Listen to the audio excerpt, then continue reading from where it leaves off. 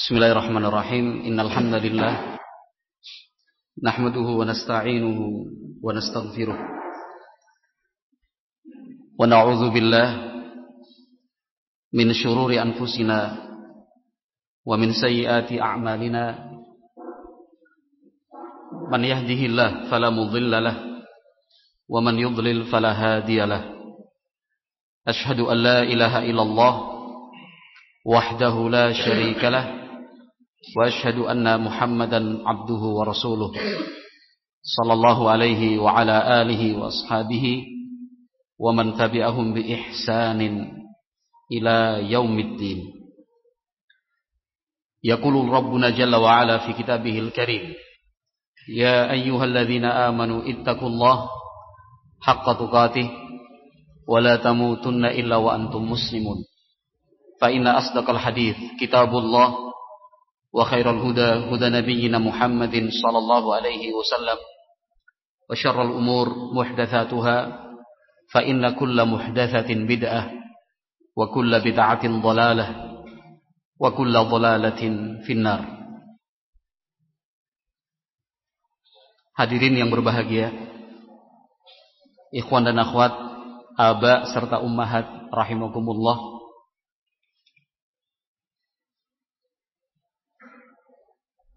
Salah satu prinsip dasar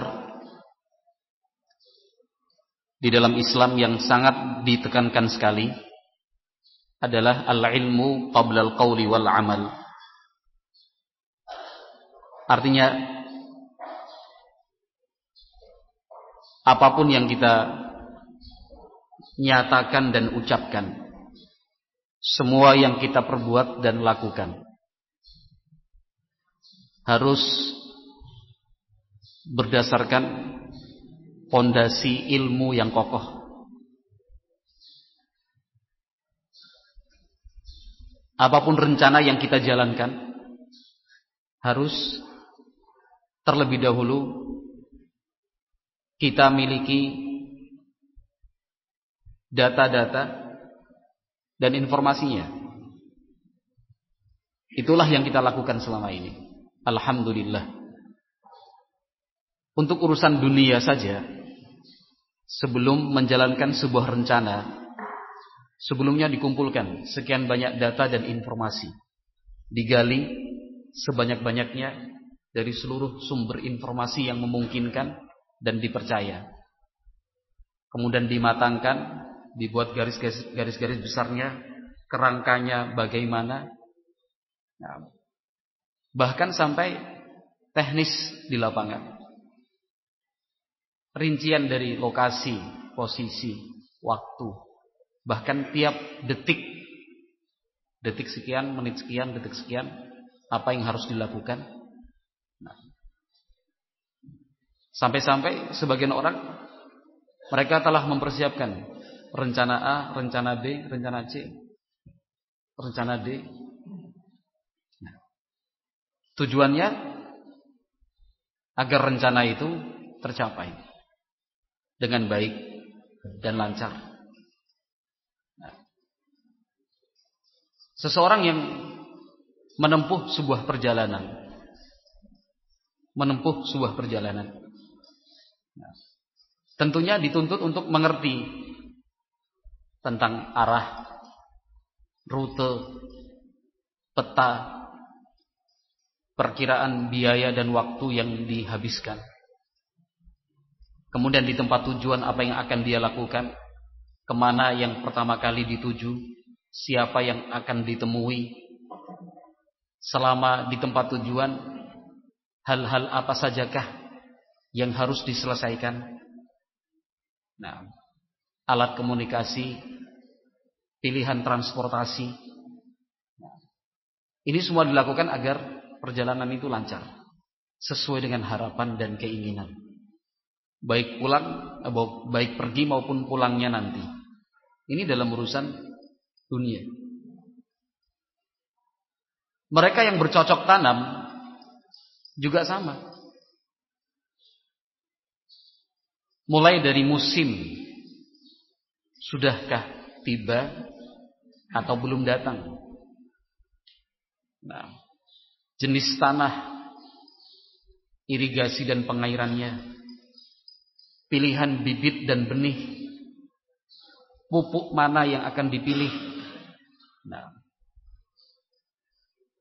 bahkan lebih dari itu, kemungkinan untuk keuntungannya berapa persen.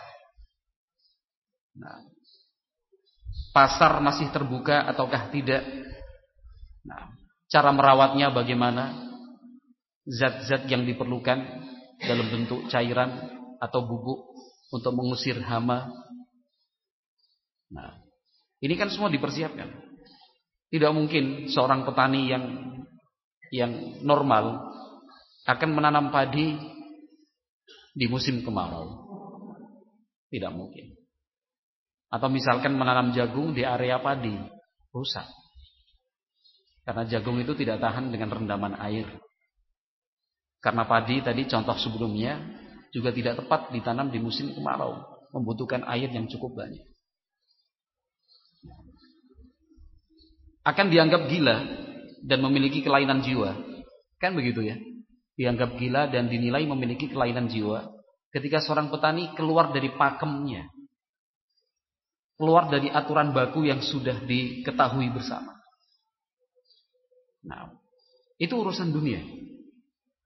Ini urusan dunia. Artinya kita semua sepakat. Seluruhnya satu kata. Bahwa sebelum melakukan satu aktivitas, dia harus terlebih dahulu mengumpulkan dan menghimpun sekian banyak pengetahuan tentang aktivitas itu. Agar waktu tidak sia-sia. Agar tidak lelah dan letih yang dirasakan. Harapan itu bisa tercapai. Harapan itu bisa tercapai. Hidup berlalu lintas seperti itu juga. Ini contoh. Saya sengaja pertama membawakan contoh-contoh nyata dan konkret dalam kehidupan kita yang kaitannya dengan kepentingan duniawiyah. Sengaja memang. Sekarang hidup berlalu lintas. Nah, keselamatan kita akan tercapai di dalam berlalu lintas apabila seluruh rambu dan aturan berlalu lintas dipenuhi. Nah, itu ikhtiar, bagian dari ikhtiar manusia. Apabila seluruh peraturan, tata tertib, undang-undang rambu-rambu itu ditaati, saya kira insya Allah kita pun sepakat seperti itu. Tidak akan ada yang namanya kecelakaan berlalu lintas. Mulai dari apakah dia berhak memiliki surat izin mengemudi. Surat izin mengemudi itu untuk memperolehnya kan harus melalui beberapa tahapan, syarat, tes, ujian tulisan, ujian praktek. Sehingga mereka yang memegang SIM adalah orang-orang yang memang berhak untuk mengemudikan kendaraan. Nah, mengetahui cara belok kanan, cara belok kiri, zigzag, mundur ke belakang, tikungan tajam, faham rambu lalu lintas. Oh, ini harus berhenti, ini tidak boleh berhenti, ini belok kanan, ini jalan tanjakan, ini jalan turun. Nah, kecepatan tidak boleh dari 40, kecepatan maksimal 80. Nah, orang-orang memegang SIM itu mereka yang memang berhak. Di jalanan seperti itu juga, semua rambu lalu lintas itu yang sudah diketahui dipatuhi. Kalau ngantuk berhenti, minggir di jalan. Kalau ngantuk jangan dipaksakan, jangan menggunakan ponsel ketika mengemudi. Nah, lampu merah ya berhenti, jangan dipaksakan. Walaupun mungkin kita menganggap aman, sepi semua. Siapa yang tahu? Tiba-tiba dari arah yang berlawanan ada kendaraan lain dengan kecepatan tinggi karena merasa bagian dia hijau, boleh. Kita yang merah memaksakan, kecelakaan. Nah, tabrakan beruntun, tak tak tak tak. Sebenarnya bisa dihindari ketika kita bisa menjaga jarak. Maka dalam undang-undang yang berlaku, yang saya ketahui, nah, siapapun yang menabrak dari belakang pasti salah. Dipastikan demikian. Kecuali kalau terjadi hal-hal yang luar biasa. Kenapa? Selama dia bisa menjaga jarak, walaupun yang di depan itu ngerem mendadak, karena menjaga jarak tadi, jarak. Begitu ya? Begitu, Pak Dokter? Yang paham lalu lintas. Ketika dia menjaga jarak, walaupun di depannya mengerem mendadak, tetap bisa ada kesempatan untuk menghindar. sampai di tujuan dengan selamat. Nah, sekarang orang nggak ngerti mengemudi sepeda motor, nggak paham cara ngerem, cara berbelok itu naik tanjakan gigi berapa. Nah, ada garis lurus boleh dilanggar ataukah tidak. Dia tidak paham rambu-rambu lalu lintas. Apa yang terjadi? Celaka. Nah, ini urusan dunia masih terlalu ringan akibatnya. Akibatnya hanya kerugian fisik, kerugian material, biaya, waktu. Tapi kalau kita sudah berbicara ibadah, ruginya dunia dan akhirat. Ruginya dunia dan akhirat. Contoh, kita ingin melaksanakan sholat. Ini sekarang mulai masuk di ibadah ya. Saya kira tadi mukadimahnya sudah cukup untuk menyadarkan kita bahwa urusan dunia saja, ilmu itu mutlak diperlukan sebelum berbuat dan berbicara. Apalagi urusan akhirat, ibadah. Orang yang ingin melaksanakan sholat, dia harus paham dan mengerti, menguasai tata cara sholat yang benar itu seperti apa. Dia harus menguasai bagaimanakah Rasulullah SAW pernah mengajarkan tata cara sholat itu untuk para sahabatnya, dan juga tentu berlaku untuk kita semua. Nah, apabila sholat yang dikerjakan tidak sesuai dengan aturan dan rambu-rambu yang diajarkan oleh Rasulullah SAW, maka sholat kita pun akan berkurang nilainya. Nah, dan bisa saja tidak bernilai apa-apa di sisi Allah Subhanahu wa taala. Kenapa? Tata caranya tidak sesuai dengan tata cara yang diajarkan oleh Nabi Muhammad SAW. Mulai dari cara bersuci. Tidak sedikit umat Islam yang Masya Allah, entah karena faktor apa, ternyata jauh sekali dari tuntunan bersuci yang diajarkan oleh Nabi Muhammad SAW. Akibatnya fatal. Bersucinya tidak sah, salat yang dia kerjakan pun tidak sah. Karena salah satu syarat sahnya salat adalah bersuci sebelum melaksanakannya. Nah, berwudu, menggunakan kemeja, mungkin orang kantoran, atau menggunakan jas. Mestinya ketika mencuci tangan kanan dan kiri, siku pun kena basah. Siku masuk. Tapi ini karena pakai jas atau pakai karena kemeja, dikit aja. Jas dan kemejanya tidak ingin basah sampai di sini. Tidak sah wudunya. Akibatnya salatnya pun tidak sah. Dan Masya Allah, hal ini banyak terjadi di kalangan kaum muslimin. Mencuci kaki kanan dan kiri, mestinya di bagian belakang pun harus terkena air. Mata kaki, tumit pun seperti itu. Tetapi ternyata masih banyak saudara-saudara kita umat Islam yang tidak mengerti hukum seperti ini. Orang melaksanakan sholat itu harus suci. Suci badan, suci pakaian, suci tempat, dan suci hati. Sementara tidak sedikit saudara-saudara kita kaum muslimin tidak memperhatikan kesucian tadi. Buang air kecil sembarangan di pinggir jalan, menyirami ban truk. Disirami ban truknya kan gitu ya. Orang jalan paham, sirami ban truknya. Percikan air seni itu kemana-mana, sampai kemudian memercik di celananya, di pakaiannya. Itu pun na'udzubillah, tidak bersuci setelahnya. Selesai buang air kecil, sudah selesai. Mohon maaf, digoyang-goyang sedikit, masukkan lagi menggunakan celananya. Ya subhanallah. Itu terjadi, jangan dikira tidak terjadi. Itu ada. Kalau kita mungkin apa iya, sebab kita sudah belajar. Tapi kalau kita menyaksikan secara langsung sesekali, dua kali, kita baru sadar, oh iya, itu benar terjadi. Nah, itu benar terjadi. Setelah itu sholat, iya kalau sholat.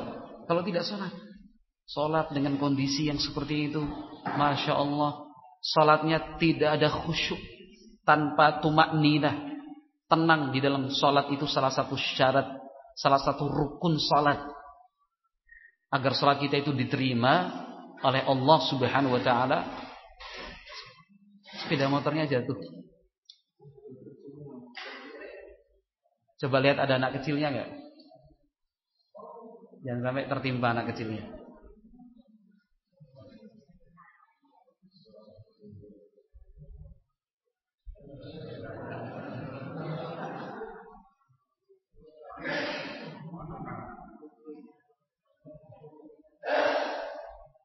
Kecelakaan beruntun.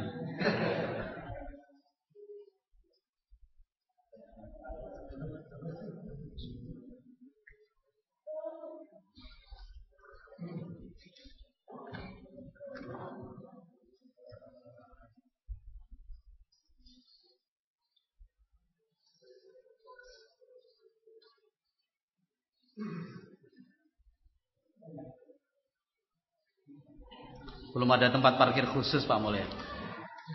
Insyaallah sudah ada pasirnya. Gimana Pak? Iya.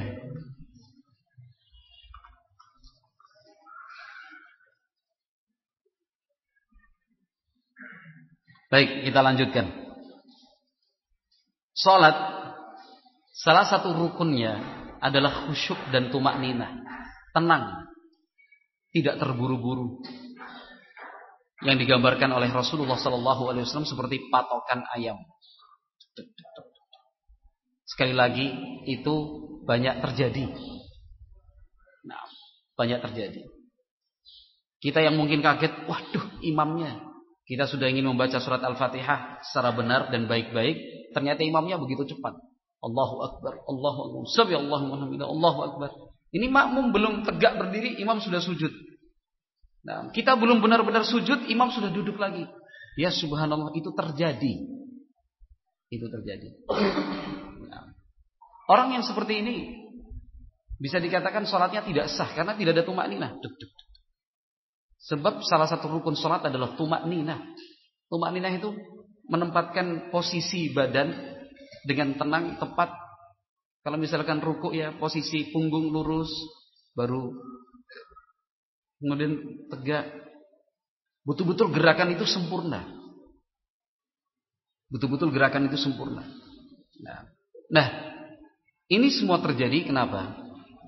Ibadah itu tidak dibangun dan didirikan di atas ilmu. Akibatnya itu ibadah itu kacau, ibadah itu rusak, ibadah itu tidak bernilai apa-apa di sisi Allah Subhanahu wa Ta'ala. Bahkan dia rugi waktu, rugi capek, dan berbagai macam lainnya. Nah, yang lebih parah adalah ketika ibadah yang dia kerjakan tanpa berdasarkan ilmu itu dianggapnya sudah benar. Ini parah sekali. Karena dia tidak merasa salah. Dia tidak merasa bersalah. Ini sudah benar. Seperti inilah salat yang sesungguhnya. Assalamualaikum warahmatullahi. Nah, terus pergi. Angkat tangan, astagfirullah, pergi. Tidak berzikir kepada Allah Azza wa Jalla sebagaimana diajarkan oleh Nabi Muhammad sallallahu alaihi wasallam. Nah, ini contoh sholat. Belum ibadah yang lainnya. Pasti terlalu banyak ibadah yang lainnya. Maka orang-orang yang merugi itu disebutkan oleh Allah Subhanahu wa Ta'ala, mereka yang merasa melakukan amalan ibadah, merasa telah beramal saleh, padahal jalannya sesat. Sesat itu apa artinya? Tidak sesuai dengan tuntunan Allah dan Rasulnya alaihi salatu wassalam. Allah menyatakan dalam firman-Nya, "Qul hal nunabbi'ukum bil akhsarina a'mala alladzina dhalla sa'yuhum fil hayatid dunya wa hum yahsabuna annahum yuhsinuna sun'a. Maukah kalian aku terangkan tentang orang-orang yang paling rugi dalam berbuat dan beramal. Mereka adalah orang-orang yang sesat jalannya, tetapi merasa yakin mereka berbuat baik. Yakin berbuat baik, yakin ibadah. Ini bagus, ini amalan saleh. Tetapi ternyata tidak sesuai dengan syariat Allah Azza wa Jalla. Tidak ada tuntunannya dari Al-Quran, tidak ada bimbingannya dari Rasulullah Sallallahu Alaihi Wasallam. Lalu ikut aturan siapa dia? Lalu ikut aturan siapa dia? Nah, ayat ini sering kali disebut oleh para ulama terkait dengan kegiatan kaum Khawarij. Sering. Termasuk Al-Hafidh Ibnu Katsir rahimahullah di dalam tafsirnya. Nah, mereka kaum Khawarij di dalam melaksanakan aksi-aksinya menganggap itu semua adalah bagian dari jihad fi sabilillah. Jihad fi sabilillah. Merampok toko emas, merampok SPBU, mencuri isi kotak amal, menghacker dan melakukan pencurian rekening-rekening besar dipindahkan. Nah, menyerang kantor kepolisian, meledakkan hotel. Nah, itu diyakini sebagai ibadah. Sehingga mereka melakukannya dengan senyum dan bangga. Bahkan sebelum melakukan aksi diabadikan dengan video. Diabadikan dulu, ada pesan-pesan dari pelaku A, pelaku B, pelaku C, anak-anak muda. Pesan itu ditujukan kepada kedua orang tuanya, jangan bersedih, saya saja anak ibu senyum menghadapi kematian. Doakan saja agar ikhlas, nanti bapak ibu akan saya berikan syafaat di hari kiamat. Sebab orang yang syahid di jalan Allah diberikan hak bersyafaat pada hari kiamat. Itu dengan bangga. Ini bapak ibunya lihat video sambil nangis, anaknya sudah mati dalam aksi pengoboman sehari 2 hari sebelumnya. Tapi ada kiriman video ucapan kata-kata seperti ini. Lihat, merasa berbuat baik, merasa telah berkarya untuk Islam, merasa telah memberikan sumbangsih dan andil besar untuk umat Islam. Padahal dhalla sa'yuhum, jalannya sesat. Tidak ada tuntunannya dari Nabi SAW melakukan aksi bunuh diri. Walaupun itu dalam kegiatan berperang melawan orang kafir sekalipun. Nah, walaupun ayat ini seperti yang saya sebutkan tadi sering kali disampaikan para ulama terkait dengan kaum Khawarij, tetapi ayat ini tentu umum berlaku. Bukan hanya untuk kaum Khawarij, tetapi kepada siapa saja yang beribadah, merasa beramal soleh, berbuat, dan dia meyakini itu baik, padahal tidak ada tuntunannya dari Islam, tidak ada bimbingannya dari Allah maupun dari Rasulullah Sallallahu Alaihi Wasallam.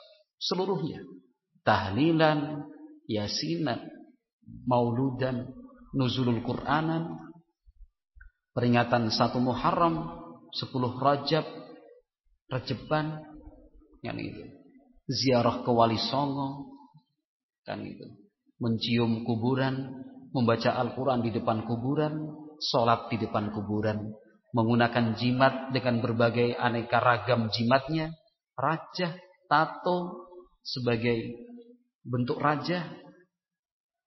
Nah, subhanallah, itu mereka merasa sudah berbuat baik.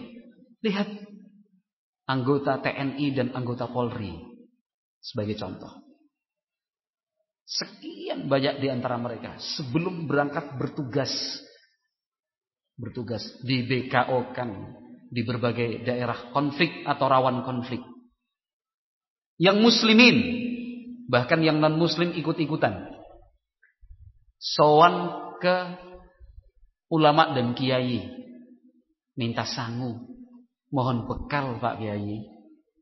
Nah, minta diberi jimat biar kebal peluru. Nah, tulisannya tulisan Arab. Rajah dan jimat di sana juga berbentuk Arab. Dia sendiri nggak tahu cara membacanya seperti apa. Ba, tak, jim, gambar ular. Kan gitu ya. Gambar pedang Zulfikar yang punya mata dua. Disilangkan begini. La ilaha illallah. Nukilan ayat kursi. Diputer-puterkan begini. Ayat kursi dibuat gambar orang yang sedang tasyahud. Itu disimpan di dompet mereka. Nah, itu mereka-mereka ini, saudara-saudara kita semua ini, ketika mendatangi Pak Kiai, membawa pulang oleh-oleh dan bekal tadi, lalu berangkat bertugas, itu merasa sudah sesuai dengan Islam. Karena Pak Kiai yang memberkati. Ya subhanallah. Kesyirikan terjadi di mana-mana. Nah, maka ikhwati fillah yang dimuliakan dan dirahmati Allah Azza wa Jalla, kita harus kembali kepada agama memang. Masih terlalu banyak bagian-bagian Islam ini yang belum kita ketahui.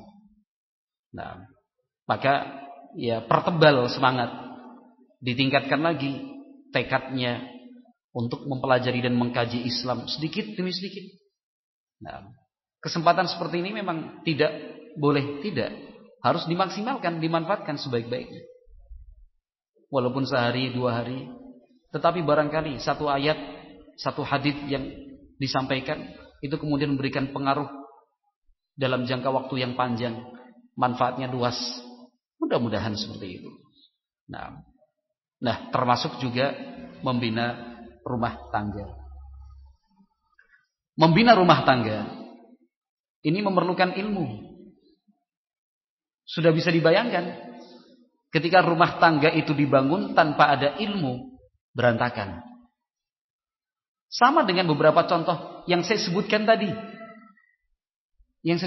Mulai dari bertani, berlalu lintas, prospek ekonomi, kemudian kaitannya tadi dengan salat, dengan berjihad fisabilillah. Itu semua harus ada ilmunya agar tercapai tujuannya. Membina rumah tangga juga seperti itu. Yang diinginkan dari rumah tangga itu apa? Keharmonisan, ketenangan dan ketentraman. Dan untuk meraihnya mutlak diperlukan ilmu. Tanpa ilmu yang cukup, tanpa bekal yang cukup, rumah tangga yang harmonis dan penuh barokah itu mustahil terwujud. Yang terjadi adalah berantakan, konflik, cekcok, pertengkaran. Satu masalah yang muncul itu sudah meruntuhkan bangunan rumah tangga. Sekali lagi, ilmu itu mutlak diperlukan, termasuk membina rumah tangga.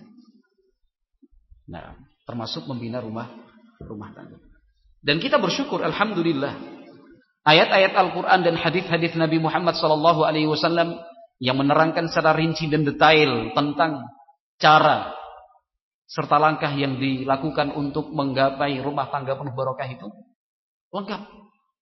Ayat hadis Nabi SAW, contoh dan praktek para ulama, alhamdulillah. Nah, sekali lagi, coba bayangkan rumah tangga itu tidak dibangun di atas ilmu. Apa yang terjadi? Nah, ini menjadi sasaran empuk syaitan dan bala tentaranya.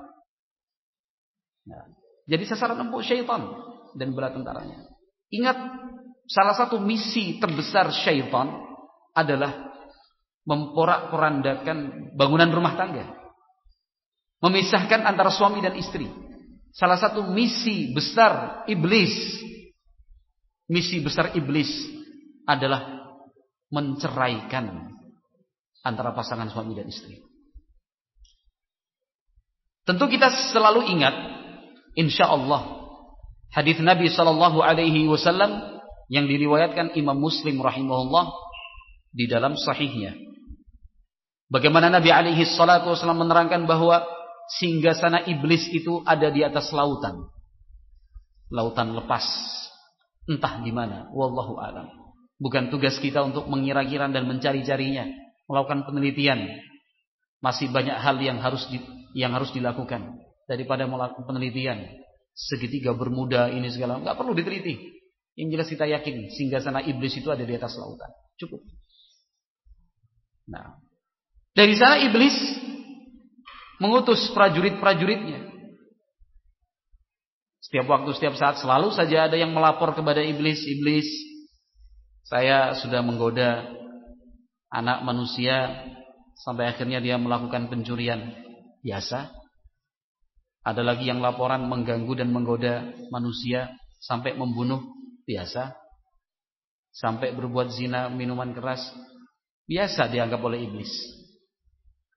Tetapi salah satu prajuritnya dipuji habis, disanjung dan diangkat tinggi-tinggi. Kenapa? Karena dia melaporkan iblis, saya baru saja menggoda manusia sampai akhirnya dia menceraikan istrinya. Karena kalau rumah tangga itu sudah retak, apalagi rusak, madharatnya, dampak buruknya itu melebar dan meluas. Melebar dan meluas. Maka iblis memuji habis prajuritnya yang sukses menggoda sepasang suami istri untuk ribut, cekcok, berselisih sampai pada akhirnya mereka bercerai. Nauzubillah min dzalik.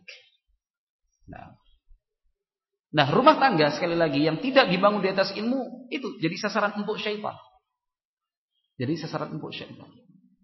Nah, lihat bagaimana anjuran dan ajaran yang disebutkan di dalam Islam. Mulai dari setelah akad nikah, ijab kabul dilangsungkan, selesai. Salah satu amalan yang diajarkan di dalam Islam adalah melaksanakan salat sunnah 2 rakaat. Kemudian mendoakan. Meminta kepada Allah Azza wa Jalla, ya Allah, sesungguhnya aku menginginkan kebaikan darinya. Dari istri kita, dari suami, dan aku berlindung dari keburukannya. Itu sudah dari sejak awal menikah. Sebelum melakukan hubungan suami istri, Islam mengajarkan untuk membaca doa perlindungan. Allahumma jannibna syaitan wa jannibish syaitana ma razaqtana. Ya Allah, lihat, hubungan suami istri itu dalam Islam itu bukan cuma hubungan seksual untuk memuaskan nafsu.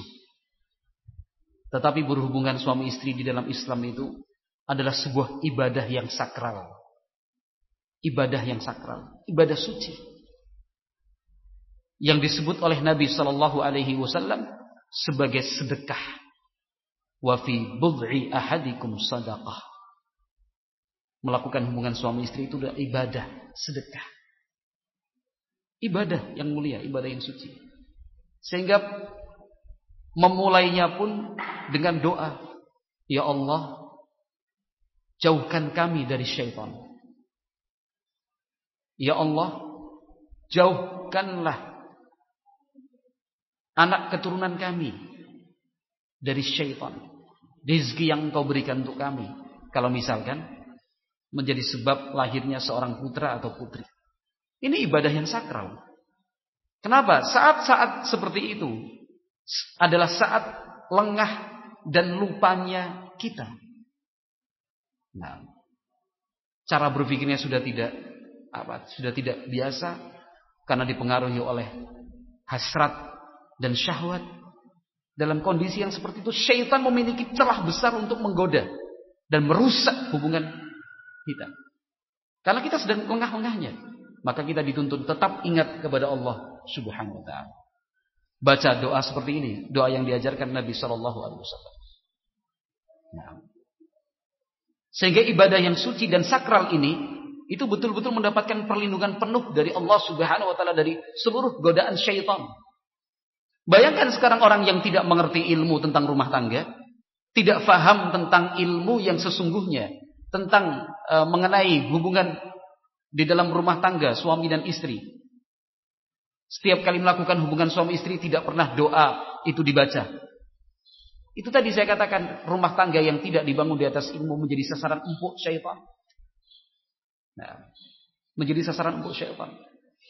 Dan kaum muslimin, muslimat, saudara dan saudari kita, mereka yang ada di sana, Masya Allah, tidak semuanya mengerti dan faham tentang doa yang diajarkan oleh Nabi Muhammad sallallahu alaihi wasallam ini.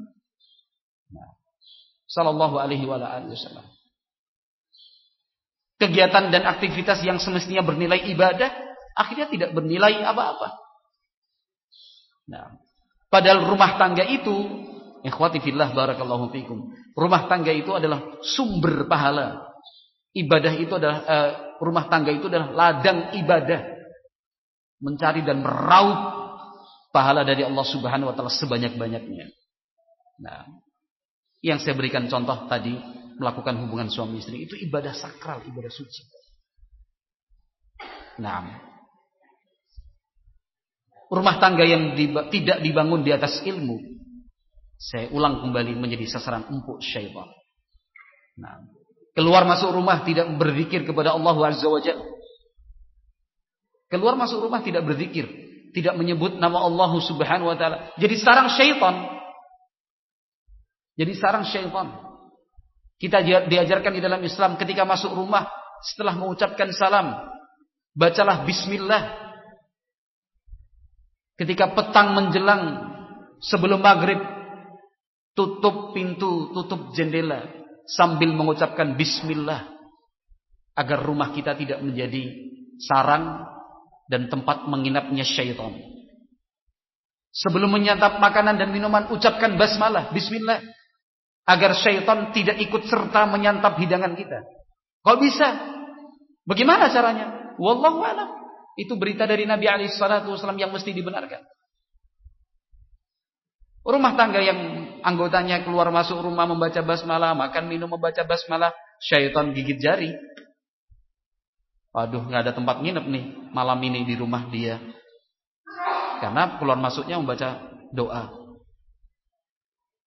Hidangan makan malam yang disantap dengan mengucapkan basmalah, syaitan bilang, waduh, gak ada makan malam kita di rumah ini. Allah melindungi. Rumah itu dibentengi dari syaitan. Nah, rumah yang di dalamnya foto kecil, foto wisuda, foto kakeknya yang seorang tentara, nah, atau Pak D jauhnya, seorang anggota Brimob action dengan senjatanya. Nah, gitu ya. Kalender gambar artis, kalender gambar pembalap. Nah, dari A sampai Z. Nah, pembalap nasional, pembalap internasional, atau gambar hewan, macan, gajah dan jerapah, macam-macam. Ya subhanallah. Jadi tempat syaitan. Malaikat rahmat tidak masuk. Malaikat rahmat tidak masuk ke dalam rumah yang di dalamnya ada gambar-gambar seperti itu. Gambar dan foto makhluk bernyawa, yaitu manusia dan hewan. Nah, nggak masuk. Nah, dan kita banyak-banyak bertaubat serta beristighfar karena sebuah keterpaksaan.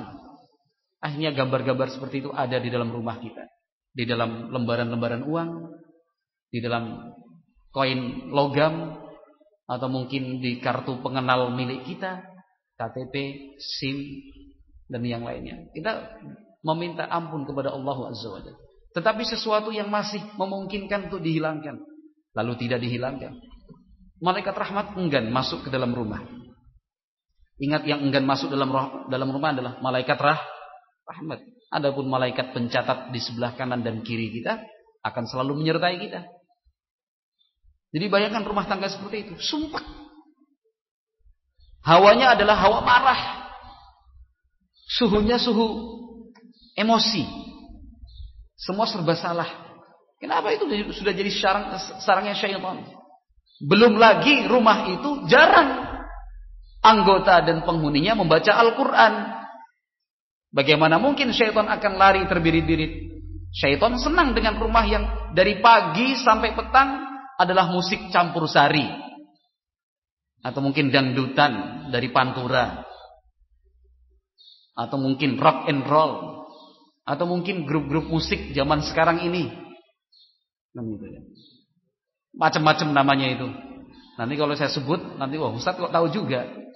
Repot. Gak usah disebut contohnya. Kan itu.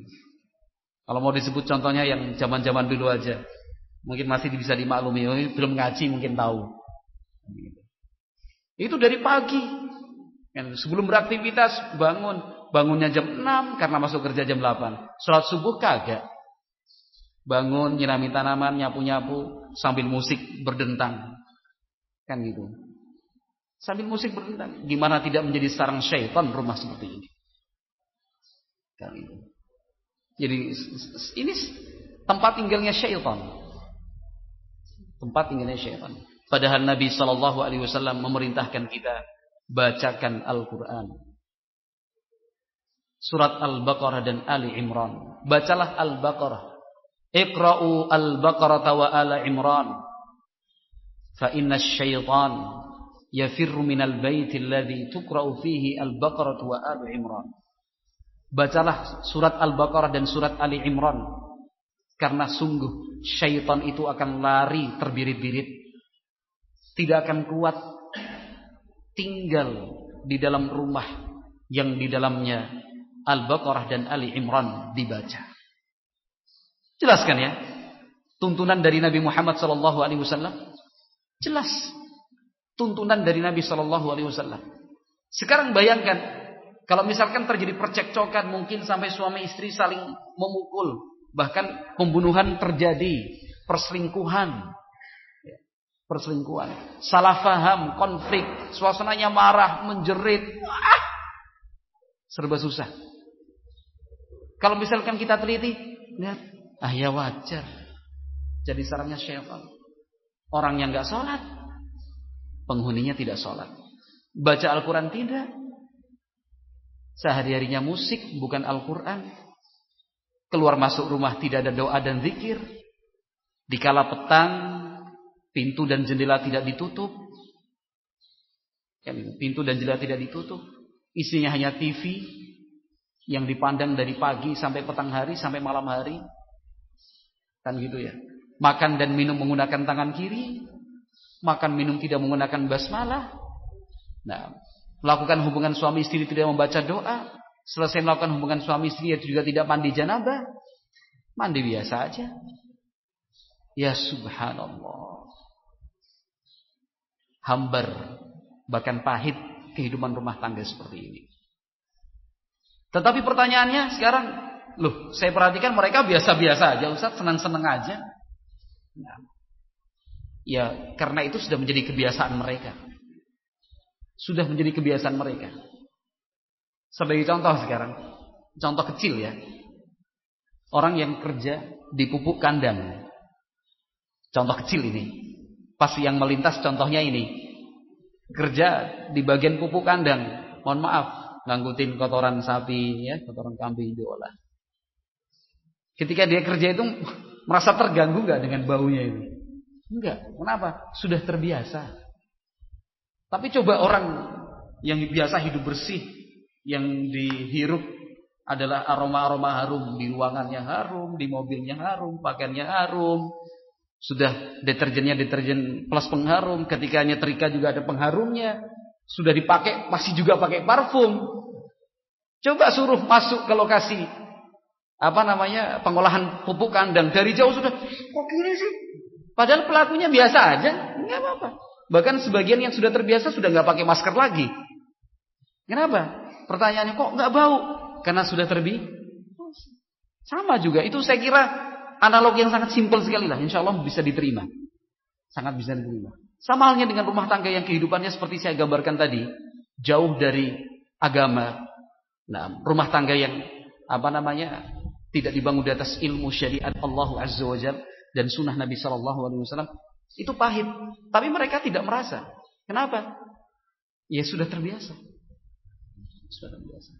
Tetapi sebentar saja, Sesaat coba mereka hidup bertetangga, atau mungkin dalam satu kesempatan karena bertamu, singgah hidup di dalam sebuah rumah yang dibangun di atas ilmu. Ternyata tidak sedikit dari mereka yang langsung bisa merasakannya. Kok suasana rumah ini beda ya mas dengan rumah kita? Itu sudah terasa. Hawanya itu sudah terasa. Rumah orang yang rumah tangganya dibangun di atas ilmu, keluar masuk baca doa dan zikir, makan dan minum membaca basmalah, makan dan minum menggunakan tangan kanan, penghuninya selalu melaksanakan salat, menjaganya, selalu berucap istighfar dan bertaubat kepada Allah Azza wa Jalla. Nah, gambar-gambar makhluk bernyawa tidak ada yang digantungkan, musik no way. Nah, M garis miring coret merah, music no. Itu sudah bisa dirasakan hawanya. Makanan dan minumannya serba halal, diperoleh dari penghasilan yang halal. Jangankan haram, yang syubhat saja tidak. Jangankan haram, yang syubhat saja tidak. Ini rumah tangga yang harmonis sekali. Harmonis sekali. Nah, maka ikhwati fillah yang dimuliakan dan dirahmati Allah Azza wa Jalla. Nah, ilmu itu mutlak diperlukan. Agar apa? Rumah tangga yang kita bina, yang kita bangun itu cerah masa depannya. Harmonis, dinamis, tentram, aman, menyenangkan. Rumah tangga yang dibangun di atas ilmu itu akan selalu dirindukan. Kalau sudah pergi, pengennya segera pulang. Kalau sudah ada di dalam rumah, malas keluar. Kalau bukan karena panggilan azan, salat berjamaah, nggak mau kita keluar. Kenapa? Rumah tangga, rumah itu sudah menjadi betul-betul penyejuk dan penentram hati. Nah, sampai-sampai kadang-kadang Anda merasa ada sesuatu yang terampas ketika kedatangan seorang tamu yang berjam-jam. Oh, nggak pulang-pulang tamu ini. Kadang-kadang seperti itu. Kenapa? Bukan karena membenci tamu, bukan karena tidak ingin mendapatkan kunjungan atau tidak mau menghormati dan melayani tamu, bukan. Tapi kayaknya ada sesuatu yang terampas dan hilang. Maka kalau bertamu ya secukupnya saja, sewajarnya. Kasihan. Mungkin pemilik rumah tetap senyum, oh iya. Padahal dalam hatinya, apaan tamunya pulang ini? Masya Allah. Nah, kita yang sudah terlambat dalam tanda petik. Terlambat artinya ya sudah terlanjur berkeluarga, tapi ternyata ilmunya belum punya. Ya sebenarnya tidak ada kata terlambat. Masih bisa dicari, masih bisa dibenahi. Nah, masih bisa dibenahi. Tetapi untuk kita yang ternyata belum diberikan kemudahan Allah menikah dan berumah tangga. Kan masih banyak ya saudara-saudara kita masih muda. Di sini sudah menikah semua. Siapa? Oh, belum. Sudah menikah belum? Sudah. Kapan? Ada rencana? Gak ada rencana? Wah, bahaya. Harus ada rencana. Hah? Nah ya nggak apa-apa, rencana itu harus ada. Umurnya berapa sekarang? 16 ya nggak apa-apa kan berencana kok. Rencananya 10 tahun lagi, rencananya 5 tahun lagi. Oleh sebab itu di dalam Islam sebelum menikah memilih calon pasangan hidup itu memang selektif. Artinya seleksinya ketat sekali. Nah, dan poin pertama yang harus dipenuhi adalah ilmu. Anda yang masih bujangan ingin mencari calon istri, carilah calon istri yang memang berilmu. Ilmu di sini bukan berarti terus pinter, hafal ini, hafal itu, enggak. Minimalnya calon istri itu sudah mengerti hidup berumah tangga, kewajiban seorang istri itu bagaimana, Tugas seorang ibu ke depannya bagaimana? Diyakinkan. Oh sudah paham, sudah ngerti. Anda sebagai seorang bujangan yang ingin mencari istri, jangan tersinggung. Ketika misalkan calon istri bertanya, sudah paham belum kewajiban seorang suami? Sudah belajar belum nanti kalau menjadi seorang ayah bagaimana? Jangan tersinggung. Itu hak dia sebagai calon istri. Hak orang tuanya, hak keluarganya. Nah, kenapa? Karena kita ingin menciptakan rumah tangga yang penuh barokah. Tadi saya sudah terangkan sedikit panjang lebar tadi. Nah, artinya sedikit panjangnya, sedikit lebarnya, tidak panjang lebar. Tadi kan cuma sedikit saja, ringkasan. Kan harus berdasarkan ilmu. Kebahagiaan itu tidak diukur dengan harta, tidak diukur dengan pangkat dan jabatan. Tetapi semua itu diukur dengan kemampuan beragamanya. Ketika seseorang itu sudah memiliki kemampuan beragama yang baik, apapun yang diputuskan pasti baik. Karena semua didasarkan dengan ilmu, tuntunan dari Allah dan bimbingan dari Rasulullah SAW. Seorang ulama besar bernama Sa'id Ibnul Musayyab rahimahullah. Sa'id Ibnul Musayyab, tabi'in kibar, tabi'in senior, itu pernah mendapatkan lamaran untuk putrinya. Sa'id Ibnul Musayyab pernah mendapatkan lamaran untuk putrinya. Yang melamar bukan sembarang orang. Khalifah Abdul Malik bin Marwan. Presiden, lebih dari presiden. Nah, sekarang ini presiden di dunia, kekuasaannya yang paling luas negara mana coba? Negara republik di dunia ini yang paling luas wilayahnya. Indonesia mungkin? Hah? Rusia. Itu paling luas. Nah, Khalifah Abdul Malik bin Marwan kekuasaannya lebih luas dari Rusia. Saat itu bayangkan. Pada zaman Khalifah Abdul Malik bin Marwan, zaman tabi'in, itu kekuasaannya sudah sampai dari ujung Jazirah Arab, sudah sampai India, sudah sampai Afrika. Nah, luas sekali daratannya. Yang melamar itu penguasa tertinggi umat Islam, pemimpin tertinggi umat Islam. Kalau sekarang dilamar anak camat aja sudah senang banget, kan gitu. Jangankan presiden, punya besan camat aja sudah wah. Camat, lurah. Nggak ada yang lurah kan di sini, jangan tersinggung loh. Abu Nasir lurah mana ini? Dilamar, masya Allah. Jangankan lurah, dilamar artinya polisi pangkat 1 gini aja. Wah, sudah bangga sekali. Wah, mantuku. Subhanallah.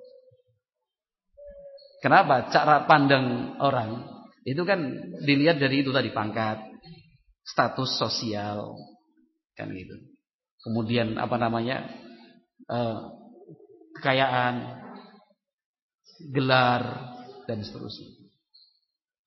Nah, sampai ada istilah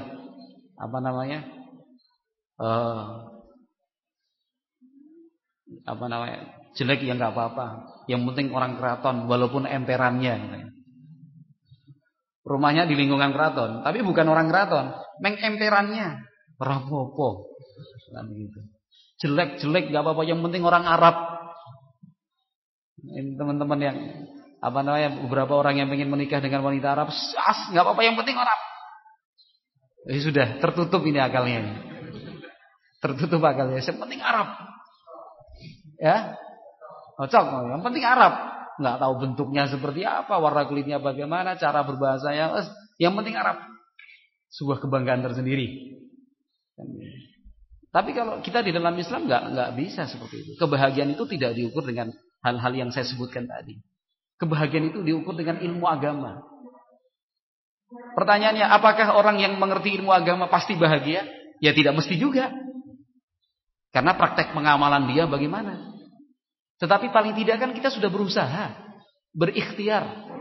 Jalan untuk bahagia itu sudah kita tempuh. Berbeda dengan yang secara sengaja tidak menempuh jalan bahagia itu, sengaja ke kanan, ke kiri, melenceng.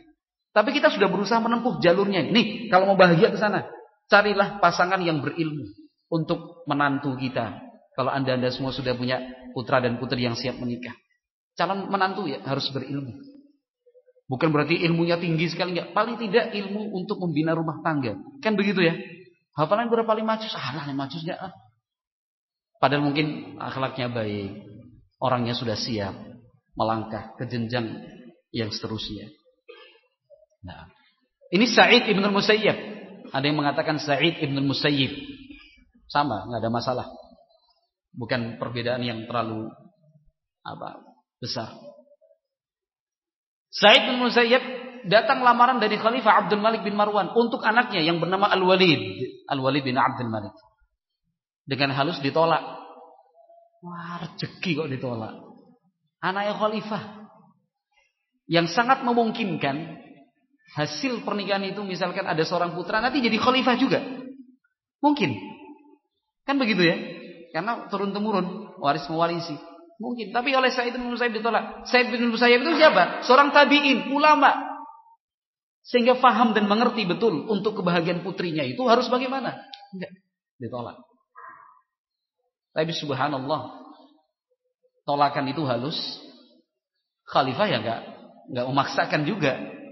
Bukan kemudian kawin paksa, atau mungkin dipenjarakan dan ditangkap, tidak. Karena Sa'id bin Musayyib ini juga memiliki wibawa. Jadi ceritanya Sa'id bin Musayyib pernah duduk dalam majelisnya seperti sehari-hari aktivitas biasa menyampaikan ilmu agama kepada murid-muridnya yang jumlahnya banyak. Ternyata ada salah seorang muridnya datang, sudah tahu pasti arah ceritanya seperti apa. Namanya Quthaygir ibnu Abi Wada'ah. Nah, Quthaygir ibnu Abi Wada'ah datang. Kata Sa'id bin Musayyib, ini muridnya, salah satu muridnya, santrinya yang senior, faham, ngerti dan faham dan ngerti betul bagaimana Sa'id bin Musayyib tentang muridnya yang satu ini. Ketika selesai duduk, Sa'id bin Musayyib tanya, udah dapat calon istri belum? Kata muridnya, siapa yang mau sama saya, guru? Harta yang saya punya cuma 2 dirham, siapa ya yang mau sama saya? Itu begitu percakapannya. Dia mengakui punya modal cuma 2 dirham. Ya berapa puluh ribu, berapa ratus ribu lah zaman sekarang. Punya 2 dirham. Nah, kemudian Sa'id bin Musayyib menjelaskan, mudah itu. Nanti saya akan menikahkan kamu. Kamu mau? Saya yang akan mencarikan calon istri buat kamu. Ya mau. Akhirnya dinikahkan. Nah, tanpa tahu dengan siapa dinikahkan ini. Percaya aja sama gurunya. Nah, artinya untuk ilmu agama, jalan ke akhirat saja, sang guru Sa'id bin Musayyib memberikan yang terbaik. Tentu untuk calon istrinya pun sang guru pasti akan memberikan yang terbaik. Pulang Ibnu Abi Wada'ah ini ke rumahnya. Tidak berapa lama berselang. Nah, Sa'id bin Musayyib datang. Ketuk pintu. Assalamualaikum. Waalaikumsalam, siapa? Sa'id. Pikir-pikir di kota itu yang namanya Sa'id siapa ya? Ya kalau disebut Sa'id ya Sa'id bin Musayyib, gurunya dibuka. Iya. Ini saya antarkan istrimu. Oh, zaman sekarang enggak ada seperti ini. Enggak ada Pak Mul ya? Ya barangkali ada nanti suatu saat. Cerita seperti itu. Kata Sa'id bin Musayyib, ini istrimu. Dipersilakan masuk. Kan itu, silakan masuk. Sa'id bin Musayyibnya pergi. Sudah dinikahkan tadi di majelis. Nah, ternyata putri dari Sa'id bin Al-Musayyib yang tadi dilamar oleh siapa? Khalifah untuk putranya, putra Khalifah, sang pangeran ditolak. Kaget kan ini Ibnu Abi Wada'ah. Kaget ini gimana nih? Langsung naik ke loteng teriak. Ceritanya begitu Mas Roy. Kaget. Jadi histeris itu. Apa ini? Ibunya datang. Ada apa, Le? Ada apa, Nak? Cerita gitu. Kata ibunya, kamu gak boleh menyentuh dia. Biar ibu persiapkan yang sebaik-baiknya. 3 hari 3 malam itu ditunggu. Kenapa? Sang ibu itu mempersiapkan. Ini sudah sah loh istri ya. Karena tadi sudah dinikahkan dengan mahar 2 dirham. Oleh bapaknya sendiri kan begitu ya. Sudah dipercayakan kepada gurunya. Sudah resmi. Wong akad nikah itu intinya ijab dan kabul kok. Sebagian ulama mempersyaratkan saksi. Yang penting ijab kabul selesai. Itu sudah sah sebagai suami istri. Nah, kalau di dalam kita hidup bernegara di sini ya, kita melibatkan pihak pencatat nikah ya, sehingga sah secara agama dan undang-undang kan begitu ya, sudah sah secara syariat, secara agama dan undang-undang. Ini sudah dipersiapkan sama istrinya, sama ibunya 3 hari 3 malam selesai. Sudah resmi suami istri. Kata Ibnu Abi Wada'ah Kuthayir rahimahullah, demi Allah, ternyata putri gurunya, putri dari Said bin Musayyab adalah wanita yang alim, hafal Al-Quran, hafal sunnah Nabi SAW, memahami kewajiban seorang istri, faham betul bagaimanakah melayani suami. Hidup bahagia. Suaminya adalah murid senior Said bin Musayyab, istri adalah putri dari gurunya Said bin Musayyab yang memang dari kecil sudah dididik dengan pendidikan agama. Alhamdulillah. Nah, sementara faktor-faktor yang lain itu akan datang dengan sendirinya. Faktor materi, faktor harta, rizki itu akan datang dengan sendirinya dari Allah Subhanahu wa taala. Mungkin bukan dalam jumlah yang besar, tetapi Allah ganti dengan yang lebih besar, yaitu sikap qanaah, menerima dan merasa cukup. Ketika seorang hamba tidak memiliki sikap qanaah, bahkan dia mempunyai dan memelihara sikap tamak dan ambisi, tidak ada istilah cukup baginya. Selalu saja merasa kurang. Diberi sekian, kurang. Diberi ini, merasa sedikit. Nah, dan seterusnya. Nah, tapi bayangkan rumah tangga yang seperti ini, ikhwati fillah yang dimuliakan dan dirahmati Allah Azza wa Jalla, rumah tangga yang dibangun di atas ilmu. Maka Nabi SAW di dalam hadis Abi Hurairah radhiyallahu taala anhu menyatakan, tunkahul mar'atu li arba', limaliha wa jamaliha wa hasabiha wa diniha fadhfar bidzatid din taribat yadak. Nabi sudah mengatakan wanita itu dinikahi menjadi daya tarik, ya, memiliki daya tarik dengan 4 hal. Yang pertama karena kecantikannya, kedua karena harta dan kekayaan yang dia punya, ketiga karena memang garis keturunannya yang baik, yang keempat karena faktor agamanya. Artinya daya tarik wanita itu sebenarnya di 4 ini. Kecantikan fisik dia, tinggi dan seterusnya, jenis rambut, wajahnya. Yang kedua hartanya. Yang ketiga garis keturunan yang baik. Yang keempat karena akhlaknya, yaitu agama dia. Nabi mengatakan fadhfar bidzatid din. Pilih wanita yang baik agamanya. Taribat yadak. Kalau engkau tidak lakukan langkah ini, lebih memilih wanita yang baik agamanya, engkau akan menyesal dan merugi. Cukup jelas ya. Nabi SAW membimbing kita. Bagaimanakah seharusnya memulai rumah tangga itu? Ternyata dengan ilmu. Nah, sekarang suami istri menikah. Laki-laki dan perempuan menikah. Jadi suami istri yang sah. Masing-masing tidak mengerti kewajiban dan haknya. Yang terjadi kan akhirnya konflik, ribut. Nah, merasa dialah yang harus dilayani. Dia tidak berpikir bagaimanakah mestinya melayani. Inginnya dia dilayani. Sementara tuntutan untuk melayani pasangannya tidak dia jalankan, tidak dia laksanakan. Yang terjadi adalah konflik, sengketa, pertengkaran, perselisihan, ribut, dan seterusnya. Nah, tetapi untuk kita yang sudah menikah, tidak ada kata terlambat. Anggap saja setelah kajian kali ini kita adalah pengantin baru. Anggap saja seperti itu. Anggap saja yang dulu-dulu, sudahlah dulu-dulu. Sebagai cerita pemanis bibir saja. Nah, karena mungkin yang dulu-dulu ternyata tidak dibangun di atas ilmu. Sekarang alhamdulillah kita mendapatkan ilmu bagaimanakah membina rumah tangga yang penuh barokah. Nah, insya Allah barakah itu datangnya dari Allah Azza wa Jalla. Sudahlah, kita mulai lagi. Kita membuka lembaran baru. Membuka lembaran baru, ya sudahlah. Ilmu-ilmu yang akan diterangkan dan tadi sudah disinggung. Nah, baik ba'da subuh maupun beberapa saat tadi mulai diamalkan sedikit demi sedikit, sedikit demi sedikit. Nah, ikhwati fillah yang dimuliakan dan dirahmati Allah Azza wa Jalla.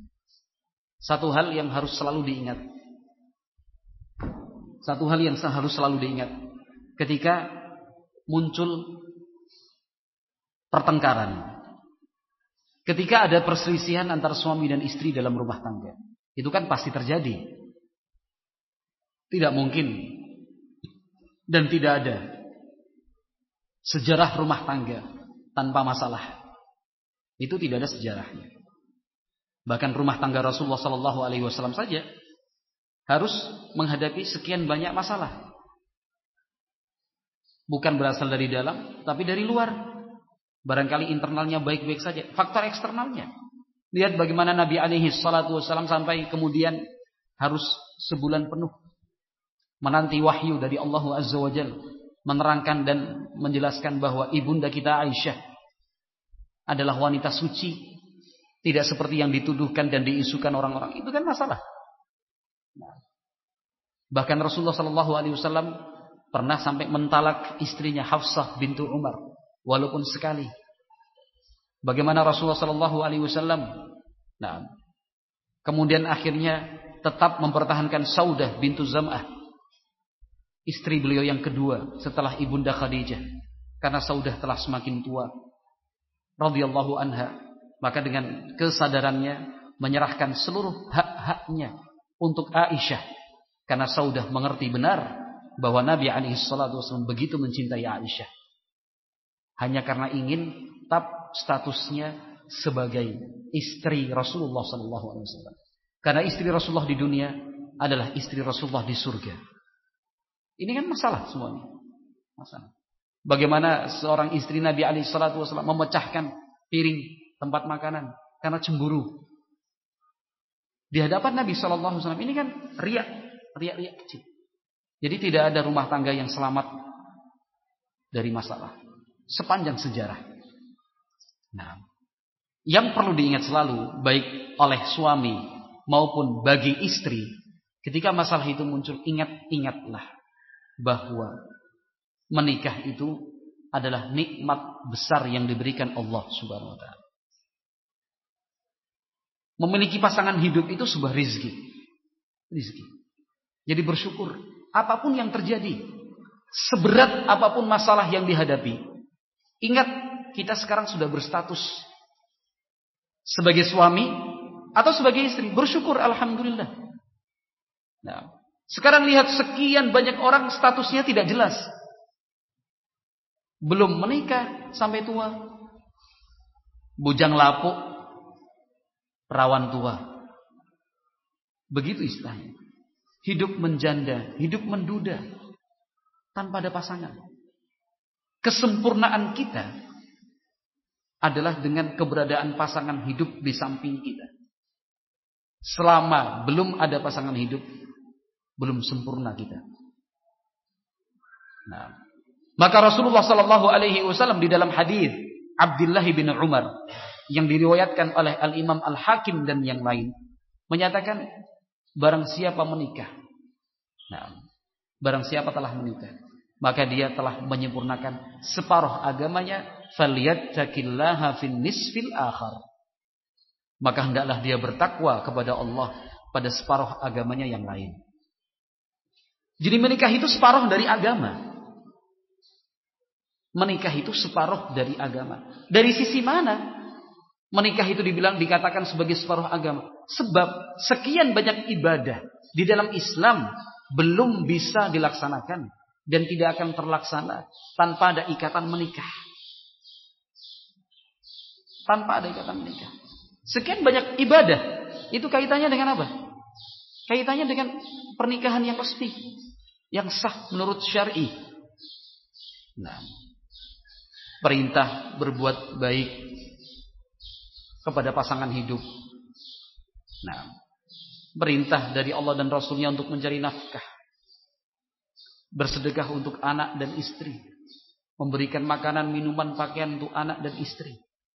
Nah, berbuat baik kepada anak, mengakikahi anak, memberi nama anak, berbuat baik kepada mertua.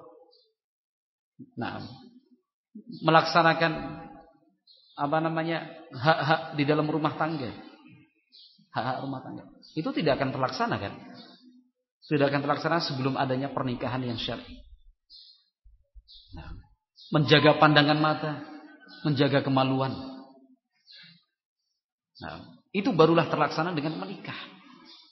Jadi banyak-banyaklah bersyukur. Anda sebagai seorang istri, katakanlah suami Anda adalah suami yang keras perangainya, temperamen, sedikit-sedikit marah, cepat-cepat emosi. Nah, ternyata suami Anda, menurut Anda, adalah suami yang tidak memberikan kasih sayang yang cukup. Ternyata suaminya pelit.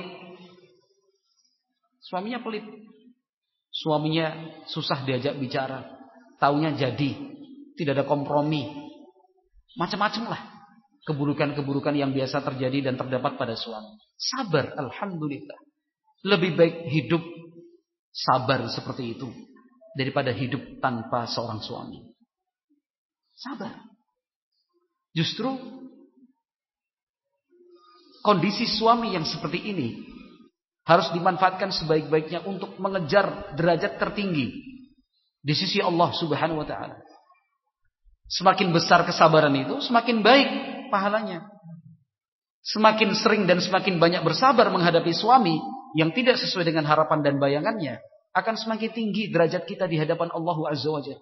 Itu para istri rahimakumullah, sabar. Sabarlah. Sama halnya kita sebagai kaum suami yang ternyata istri kita jauh panggang dari api, tidak sesuai dengan harapan. Kita bayangkan, kalau istri itu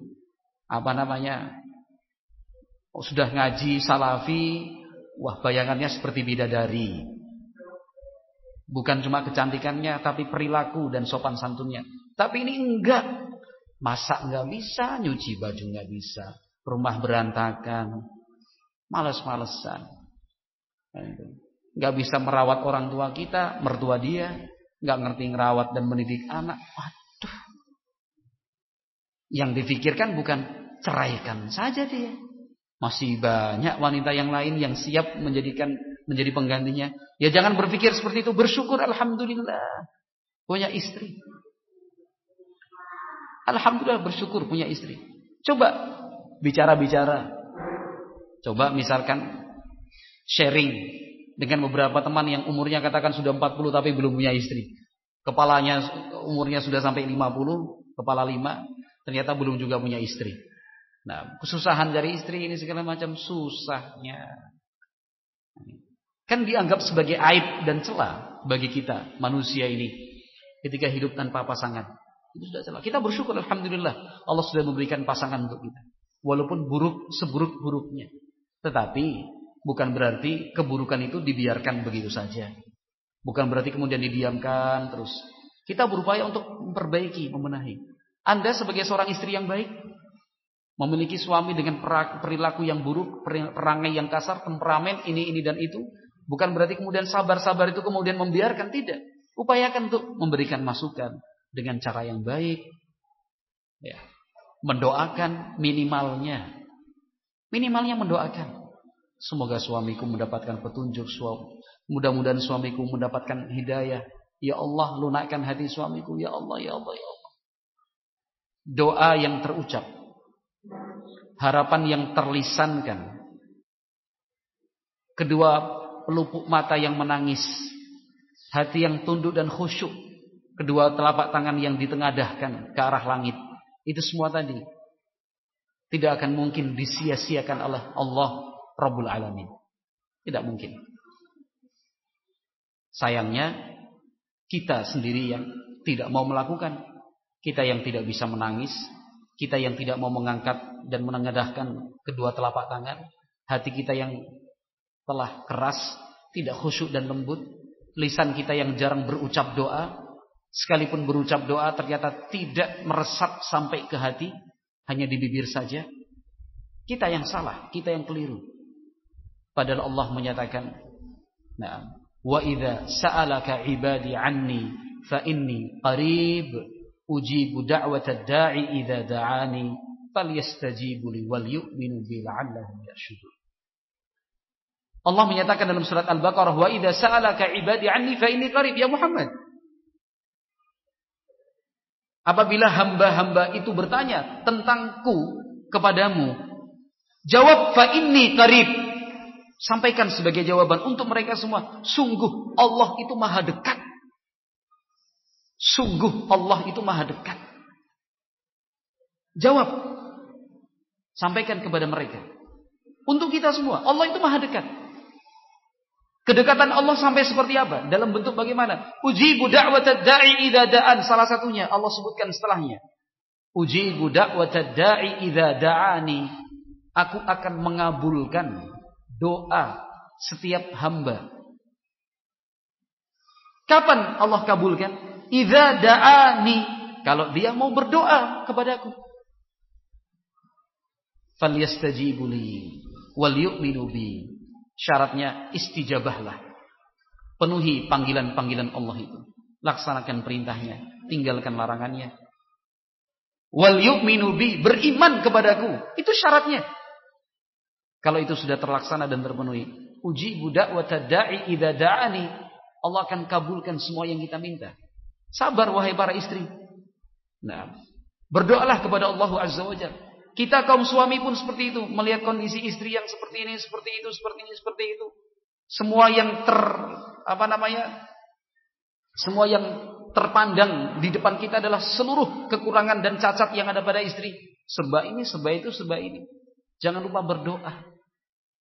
Allah bukakan pintu hatinya, Allah lembutkan hatinya, Allah berikan hidayah dan taufik untuknya. Kemudian bayangkanlah suatu saat ketika doa kita dikabulkan Allah Azza wa Jalla, nah, istri kita datang meminta maaf serta menyatakan penyesalannya dan meminta dibimbing, perintahkan, tunjukkan, tuntun saya ke jalan yang benar. Sama juga untuk istri. Jadi langkah yang pertama itu bukan berpikir cerai.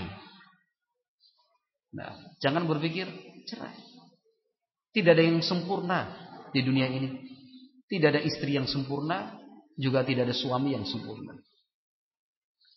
Yang sempurna adalah mereka yang disempurnakan Allah Subhanahu wa ta'ala. Termasuk Rasulullah sallallahu alaihi wasallam. Tapi kita tidak ada yang sempurna. Nah, tidak ada yang sempurna. Nah, ini poin penting. Ikhwati fillah yang dimuliakan dan dirahmati Allah Azza wa Jalla. Poin penting ketika ada masalah, konflik itu muncul ya. Masalah muncul, konflik itu ada. Apa yang harus dilakukan? Ingat kembali, alhamdulillah. Kita banyak-banyak bersyukur kepada Allah Subhanahu wa ta'ala. Sebab kita telah diberi kesempatan untuk menikah. Kita telah diberi kesempatan untuk menikah. Ini dilanjutkan atau ada 2 sesi? Jangan tanya saya. Menurut peserta bagaimana? Sudah lelah, ingin istirahat sebentar. Gimana Pak Mul? Lanjut. Tidak memaksakan ini. Sampai jam berapa sih? 12. Ini sudah ada yang tidur ya, ada yang tidur. Azan zuhur jam berapa? Hah? 12 kurang 10. Atau kita istirahat dulu. Gitu Pak Mul. Gitu Pak ya. Istirahat apa langsung? Istirahat dulu ya. Jangan terlalu dipaksakan. Malah orang melebu nanti. Ya.